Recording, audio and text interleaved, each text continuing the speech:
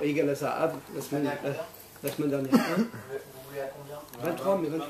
23, 24 25 23, allez, On va voir 24. maintenant l'avis de Rabbi Elazar de Worms. Voilà. Kabbaliste du Moyen-Âge. Le premier kabbaliste. C'est pour cette pièce. Alors vous vous rappelez ce qu'on avait dit, que les Bnei Israël, lorsqu'ils ont traversé la mer Rouge et lorsqu'ils se sont retrouvés au pied du Har Sinaï, ils sont arrivés à un niveau d'exaltation, vu que ça ne s'écroule pas, ils sont arrivés à un niveau d'exaltation, un niveau de prophétie tellement élevé qu'ils ont perçu, ils ont vu la Merkava. Cette fameuse Merkava qui est décrite dans le prophète Ézéchiel et qui est a priori la base de toutes les méditations qui permettent à l'homme d'acquérir certains pouvoirs, entre guillemets, hein, qu'on a perdu aujourd'hui. Hein. Donc il faut bien savoir que ces pouvoirs-là, cette connaissance, on l'a perdu.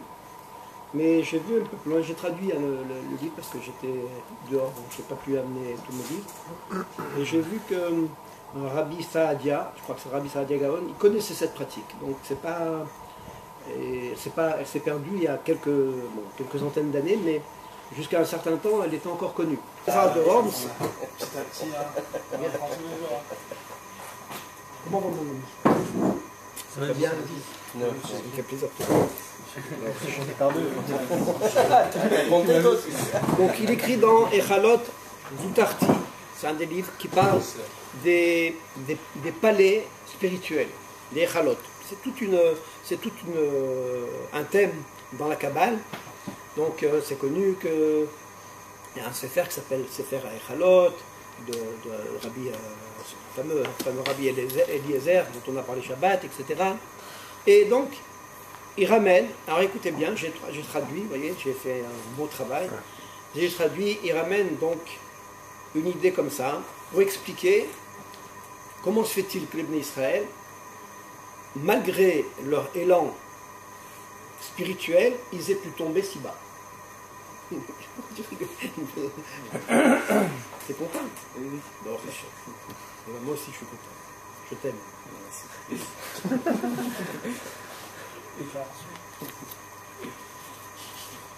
Alors voilà ce que disent les Chacham. Donc, a priori, il fait référence à une vision qu'il a, une vision céleste. Il dit à l'entrée du 6e palais, donc le 6e Echal, Echalot, il dit il y a des centaines de mille et des millions de vagues qui apparaissent comme si elles se pressaient contre lui. Contre la personne qui voit. Bien qu'il n'y ait pas une seule goutte d'eau, mais seulement l'éclat magnifique, splendide des pierres. Ces pierres, c'était du marbre, qui pavait entièrement, qui était donc le parterre du palais, de ce fameux Echal. Et dont la beauté, il dit même la splendeur, l'emporte sur les eaux. Alors il y a des gardiens devant chaque palais, de façon à ce que personne ne puisse rentrer sans avoir un permis. Donc il y a des gardiens et qui posent la question, mais est-ce que celui-là il a le droit de rentrer? Et lui qu'est-ce qu'il dit? Quelle est la qualité de ces eaux? Alors qu'il n'y a pas d'eau. Il voit cette vision, il dit quelle est la qualité des eaux? Qu'est-ce que les gardiens font? Ils le poursuivent, ils le lapident. Et ils lui disent, insensé, ne vois-tu pas de tes propres yeux? C'est-à-dire, tu ne vois pas que c'est du marbre et non pas de l'eau. Et ils parlent l'un à l'autre, donc les gardiens parlent entre eux. Ils disent, peut-être que celui-là, c'est un descendant de ceux qui ont fait le veau d'or. Et donc, il ne peut pas jouir de la présence, de la vision du Melech Akadosh Baruch Hu, du roi splendide. La question c'est comment il voyait de l'eau. Donc de là, hein? La question c'est comment il voyait de l'eau lui. Non, c'est pas ça la question. La question, c'est que Parce que je connais filmé. Non, c'est pas facile. On ne doit pas, c'est déjà pas mal. C'est pas ça la question. La question, elle est simple. En fait, il y a maintenant une première idée. C'est que, qu'est-ce qu'on apprend de là? On apprend de là que ceux qui ont fait le Vaudor, ils ont vu la Merkaba. Ils ont vu ces Echalot. Pas les Echalot, hein. Echalot. On voit tout de suite les roues. Echalot, c'est les roues. C'est bon, hein? C'est les roues. Echalot, c'est les palais. Les palais. Mais ça fait référence à la Merkaba. Ça fait référence à la Merkaba. On a parlé déjà. Les chalotes, le palais, tout. Attention, pas d'amalgame. On n'est pas top chef, là, les amis. La Merkaba. Donc de là, tu déduis deux choses. Tu déduis deux choses. Que quelqu'un qui mérite, il peut voir le Meller, il peut voir Dieu, il peut voir le roi. D'accord? Deuxième chose qu'on apprend, et ça c'est ce qui va nous intéresser, c'est qu'on apprend de ce passage que les Bnei Israël, lors de la traversée de la mer Rouge et lors de Matan Torah, la réception de la Torah, ils ont vu la Merkaba. D'accord? Puisque les gardiens, donc c'est Malachim, posent la question en disant, mais dis-moi, celui-là, là, qui a priori qui n'a rien compris au film, peut-être que c'était quelqu'un qui avait fait le Vaudor. Donc ça veut dire quoi? C'est-à-dire que ceux qui ont fait le Vaudor, ils ont vu la Merkaba. Et ils ne méritent pas de voir le Meller. La faute, donc l'erreur d'avoir fait ce Hegel, empêche maintenant la vision qui était possible auparavant d'Hachem, en passant par tous ces stades-là de méditation, etc. Donc systématiquement, ceux qui voyaient l'eau, ils voyaient mal. Ils faisaient le Hegel. Attends, ne te focalise pas sur l'eau. Ce sont des termes kabbalistiques que j'ai traduits. Ah, donc il ne non. faut pas se focaliser sur. Oui, mais alors pourquoi l'eau? Il ne faut pas se focaliser sur la vision. Non, c'est pas pour vous, il faut dire ça au... Attends, Patrick, on va pas expliquer la vision elle-même. Ouais. Non, voilà. On rentrerait, c'est ce qu'il a posé comme question, Raphaël. On rentrerait trop dans une analyse qui est nécessaire, qui prendrait beaucoup de temps et qui nécessite d'autres connaissances qu'aujourd'hui on n'a encore pas. Alors, je vais t'apporter une réponse technique. Avec la chaleur, quand il y a beaucoup de chaleur, tu vois des pierres, on le voit dans le désert, tu as toujours l'impression qu'au loin, c'est ce qu'on appelle un mirage de l'eau. Moi, je pense Et avec que la chaleur, certaines c'est un pierres mirage. très blanches C'est tout à fait brillent juste. tellement que tu as l'impression Ouais. que c'est une nappe d'eau. Mais on peut dire Ah, aussi ouais, que c'est l'eau par rapport à la Torah aussi. On peut dire beaucoup de choses. Pour ça que je ne veux pas rentrer trop dans le détail. On peut aussi imaginer que c'est un comportement. Parce qu'il faut bien comprendre que celui qui est capable de voir ces choses-là, c'est quelqu'un qui est forcément très très droit et parfait dans tous les domaines, dans sa personnalité, dans ses actions, etc. Lorsque maintenant il confond l'eau, l'éclat de l'eau avec l'éclat des pierres, c'est qu'il y a un problème dans sa perception. Tu comprends? La preuve, c'est qu'il ne peut pas rentrer. Mais oui, parce qu'il voit lui, donc. Contrairement à quelqu'un qui n'a pas ce problème et qui peut rentrer. Vous savez que, a priori, même des non-juifs, on va le voir plus loin, sont capables de pénétrer dans ces endroits spirituels pour aller chercher, ils le font à travers l'aide de démons, pour aller chercher certaines choses qui leur permettent d'avoir un certain pouvoir. Il faut le savoir. D'accord? En Inde, dans des pays arabes, ils ont certaines connaissances ésotériques qui leur permettent de procéder donc, à ce genre de situation. À se trouver pardon, dans ce genre de situation. Comment? Le sror, par exemple. C'est l'évocation des démons. D'une façon générale, c'est ce qu'on appelle la magie noire, etc. Moi, je ne suis pas spécialiste, mais c'est des choses qui existent a priori, puisque nos Chachamim nous en Pour la parlent. prochaine formation. Hein? Je vais faire l'aromathérapie. Je rigole, quantique. Superbe. C'est que de la lumière, c'est que des bonnes odeurs, c'est extraordinaire. Attention. Comme ça, hein. Ça avec Après, on tourne la caméra, on va voir Mickaël. Il est beau, il a mis un beau pull. L'aromathérapie. Hein? L'aromathérapie. Ouais. Alors, regardez. C'est déjà Et main de fer. Hein. Quelle main.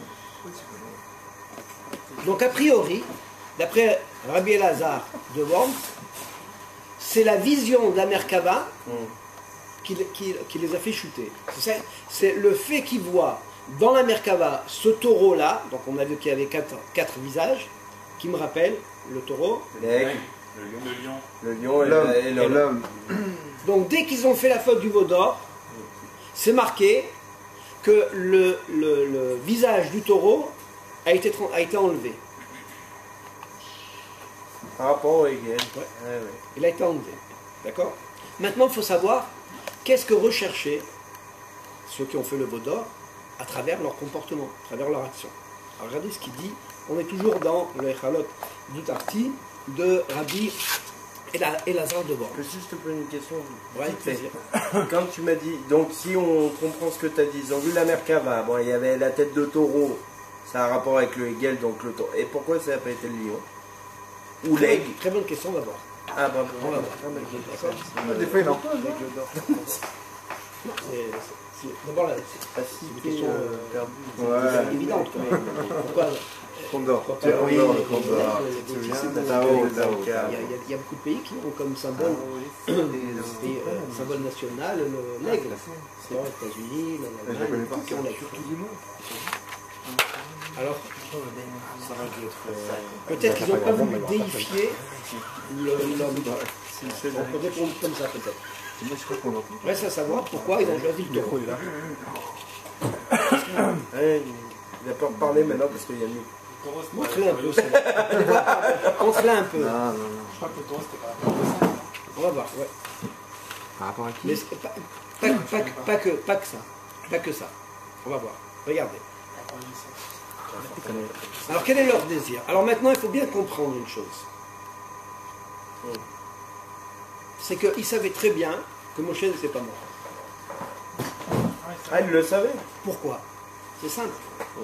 Yehoshua, qui a suivi Moshe dans son ascension, il n'était pas redescendu. Donc de Moshe qu'on puisse dire qu'il meurt, qu'il est mort, il était âgé. Ils auraient pu dire qu'il est mort aussi, Attends. Yehoshua. C'est un peu difficile à dire. Les deux, Yehoshua était jeune, etc. Il aurait pu... Comment le Satan, il les a influencés à dire, à penser que c'était Moshe qui était mort. C'est difficile à dire. Yehoshua, il serait venu, il aurait annoncé la mauvaise nouvelle. Deuxièmement, les flammes qui étaient liées à Matan Torah, au fait que Hachem parlait à travers ces flammes, ces ténèbres, elles étaient encore. Ah oui, ah bah Chazak, oui, c'est vrai. Hein, c'est vrai. Donc qu'est-ce qu'ils cherchaient finalement? Au départ, on pensait, mais On avait Moshe dit est qu'il mort, voulait- ils veulent le remplacer. Mais là, on voit bien que non. Ah, regardez comment il voit les choses, Rabbi Elazar de Worms. Moi, je trouve ça extraordinaire. Et vous allez voir pourquoi il a choisi le taureau. Pourquoi ils ont choisi le taureau. Qu'est-ce qu'ils ont vu? Qu'est-ce qu'ils ont vu depuis le début? Ils ont vu que Moshe Rabbeinu, lorsqu'il a accompli tous les prodiges sur l'ordre de Dieu, il le fait avec quoi? Un bâton. Matécha. Avec un bâton. Ouais. Oui, non. Ouais, jusqu'à maintenant. hein. Donc, qu'est-ce qu'ils se sont imaginés? Ils se sont dit, ils ont cherché, ils se sont dit, c'est par ce bâton que Moshe attire la Shekhinah sur le clan d'Israël. Il n'est pas là, on a besoin de la Shekhinah. D'accord?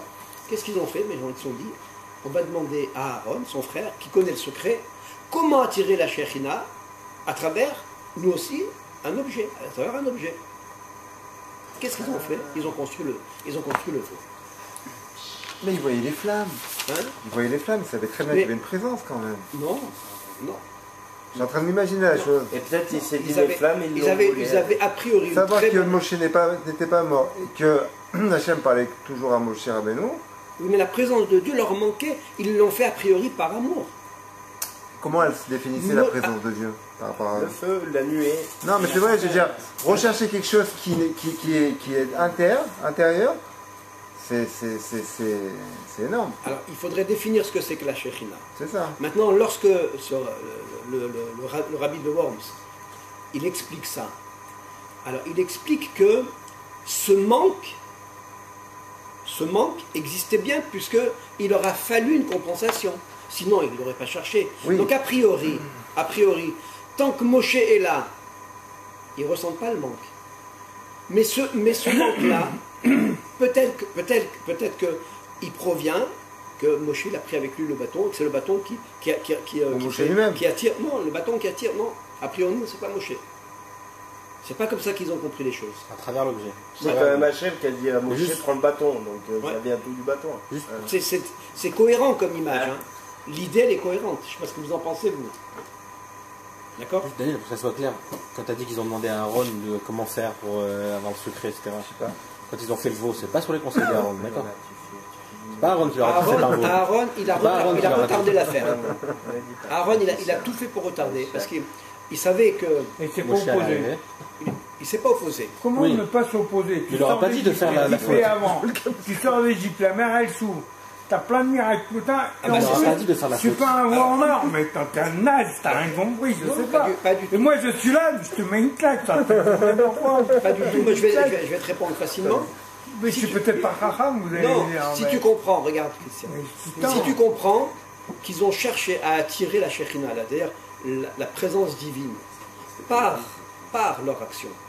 Alors, Attirer la présence divine après, en faisant l'image d'une idole. c'est pas une idole.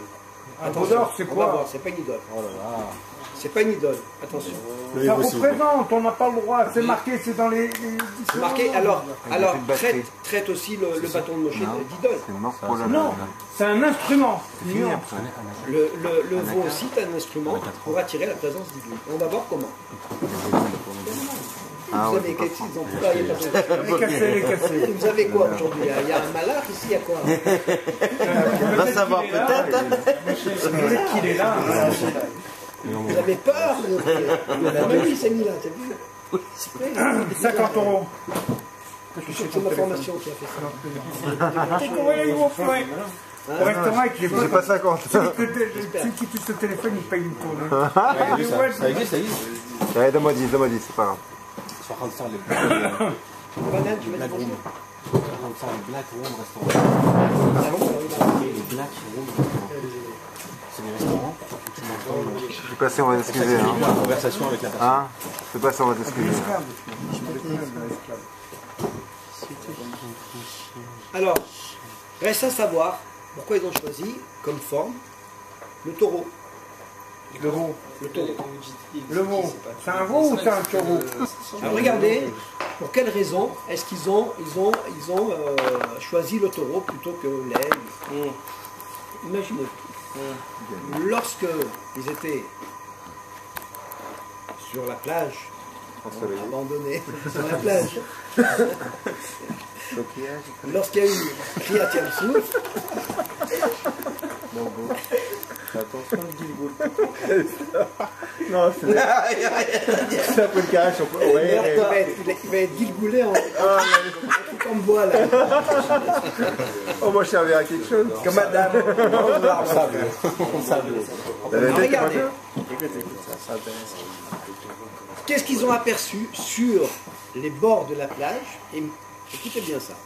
C'est un chidouche absolu, extraordinaire, qui est ramené encore par le Rav de Lawrence. Les traces laissées par les malachim, il faut comprendre ce que ça veut dire.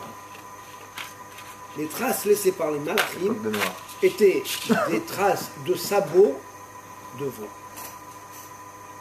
C'est possible ça. Pourquoi? C'est à quelle époque ça, le Malachim? C'est à l'époque de Noir, ça? Mais non, il te parle juste de sortie. Mon frère, il a eu la traversée de la mer. Oh merde, ne me le tuez pas! Attends, on remonte le cerveau. Attends. Ah, je suis pas en étage, ouais. Bon, non, mais refais-la en arrière, là. Retourne en arrière. Bon, on coupera la séance. La séquence. C'est monsieur de... D'ailleurs, c'est mort pour la batterie. Pas grave. Regardez, Quand ils ont passé la mer. les traces sur la mer, lorsque les Bnei Israël ont traversé la mer Rouge, on sait qu'il y a eu tout un dévoilement extraordinaire des mondes divins. D'accord. D'accord? Les traces laissées par les malachim, c'était des En forme de traces sabot. en forme de sabots de veau. Et c'est conforté par l'opinion du prophète Yechezkiel, qui dit la plante de leurs pieds est comme le sabot d'un veau. Dans les prophéties. Lorsqu'ils voient spirituellement les malachim, comment il les décrit? Il dit, leurs pieds, c'est comme le sabot d'un veau. Et c'est des Et on- centaures ou là? Comment?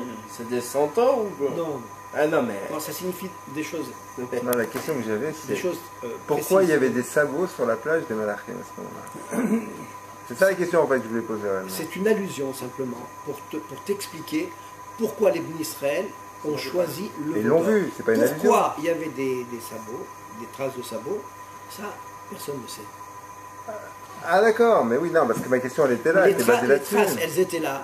Ils Alors, savaient que ils auraient c'était... pu voir des sabots d'autre Ils savaient- chose et ils auraient fait Ils savaient que c'était des malachim, puisqu'on a dit qu'ils ont vécu à ce moment une expérience extatique intense. C'est-à-dire qu'en réalité, lorsqu'ils étaient devant la mer Rouge et que la mer s'est ouverte, ça signifie que les mondes cachés, qui représentent la mer, Sont révélés. les eaux de la mer, se sont révélés à ce moment-là. D'accord. C'est-à-dire qu'ils ont perçu des choses cachées à la conscience de l'homme qui s'est révélée à leur conscience. Là, je comprends mieux. Mais tout bête, Daniel, un truc. C'est pas bâtard, trop c'est compliqué. peut-être Attends, bête c'est ce pas que je trop vais compliqué. raconter. Mais c'est bête, c'est bête. Mais quand ils ont traversé la mer, ils avaient du bétail avec eux, non? Ouais, alors Et s'il y avait des veaux, ça met pas les traces de Non, sabot non, dans le non, sol? non, Mais non, ça non, coupe non, pas, non, moi je toutes sais les pas. traces. Non, je Ah, parce que ça ne pas. C'est un prométrie qui l'aurait dit. Non mais. Non, c'est Ah, si les veaux passent en dernier, le bétail passe en dernier, peut-être. effectivement. Non, mais c'est une question bête. C'est une hypothèse. Non, je comprends Non, attends, je comprends il est- l'histoire. Attendez, je vais vous répondre en 2 secondes. Ouais. Il est bien évident Mm. que ces traces-là, elles n'avaient rien de terrestre, elles n'avaient rien d'un animal. C'était forcément des traces qui venaient d'un autre monde. Vous comprenez ce que je veux dire? Oui, oui, oui. Lorsque les Bnei Israël ont traversé la mer Rouge, leur conscience, elle était ouverte. C'est-à-dire, ils percevaient des choses extraordinaires, notamment Oui, ils étaient tous pratiquement. Notamment ces traces-là de Malachim. Pourquoi? Parce que quelque part, ils ont compris comment fonctionnaient les Malachim. Ils ont compris qui étaient les Malachim. Quand on dit qu'ils ont des pieds de veau, et c'est évident que le Mahala, ils n'ont pas de forme, les Malachim. Oui. C'est des êtres éthérés qui sont Bah, composés voilà, d'où la de question. Esh et de Ruach. C'est pour ça. Oui, mais quand ils viennent sur Terre, ils peuvent avoir une enveloppe humaine. Alors peu importe, mais en attendant, ce qu'il faut comprendre, c'est que ce qu'ils ont vu, c'est évident qu'on ne pouvait pas confondre ça avec quelque chose de banal. De normal, Une de normal, empreinte de d'animal, normal. Une empreinte de taureau, de veau, de d'âne, ou de je ne sais pas quoi. D'accord? D'autant plus qu'on sait très bien que peut-être le malach est très très grand, puisqu'il a une puissance phénoménale. Donc peut-être que les traces aussi, alors ça je ne sais pas, mais elles étaient peut-être beaucoup plus grandes, plus grosses. Ah, oui. D'accord? Voilà. Donc on voit que c'est conforté, cette idée est confortée par Yecheskel, le prophète. Et donc on peut conclure, selon cette opinion, que leur intention, elle était tout à fait louable. Qu'est-ce qu'ils ont voulu? Ils ont voulu simplement amener la Shekhinah dans le camp d'Israël. Et qu'est-ce qu'on fait nous quand on se réunit pour étudier la Torah? C'est ce qu'on veut. On veut que Dieu soit présent parmi nous. On veut attirer Dieu à travers notre étude, à travers les efforts qu'on fait pour venir étudier, à travers toute notre pratique. Qu'est-ce qu'on veut? On veut attirer la présence de Dieu, la Shekhinah. Vous comprenez? Ça veut dire alors que le veau, Donc- c'est un animal sain, là. Alors, L'intention était simple, non? l'intention était simple. On voit qu'il y a eu des erreurs qui ont été commises par la suite, notamment par Yéromia. Par exemple, de c'était. personne. Oui, mais si c'était une halakha. Si à l'époque c'était une halakha. Peut-être que lui Tu- l'a considéré alors, parce ça que, veut- je sais par exemple, on voit que Eliyahu Navi, Zachor Letov, Hmm. on voit qu'il a construit une bama, un hôtel, en dehors du Beth Amikdash. Et c'était permis. C'était un moment ponctuel Mais pourquoi s'il y qui, avait qui- le et dans la situation que la situation nécessitait. C'est-à-dire, il fallait faire quelque chose pour déraciner du cœur des Bnei Israël une fausse croyance. Donc il l'a fait. C'est-à-dire il a transgressé l'interdit de construire un hôtel en dehors du Beth Amikdash. Et ça n'a pas été reproché, au contraire, puisque le feu du ciel est descendu à ce moment-là, c'est-à-dire la Shekhina est descendue, et que le sacrifice de Eliyahu Navi a été agréé. Et les Bnei Israël ont fait Teshuvah. Donc on voit qu'il y a des conditions particulières qui amènent parfois certains grands hommes on voit dans l'histoire du Ham Israël, a transgressé une loi pour le bien d'autrui, pour le bien de la communauté. Ah ouais, c'est joli ça. D'accord. Voilà. Je crois qu'on va rester ici pour ce soir, pour la première, enfin c'est la troisième explication au moins, ou la quatrième déjà. D'accord. On verra la semaine prochaine. Moi j'ai pas eu la deuxième, vous l'avez fait le Shabbat alors. Ouais, Shabbat.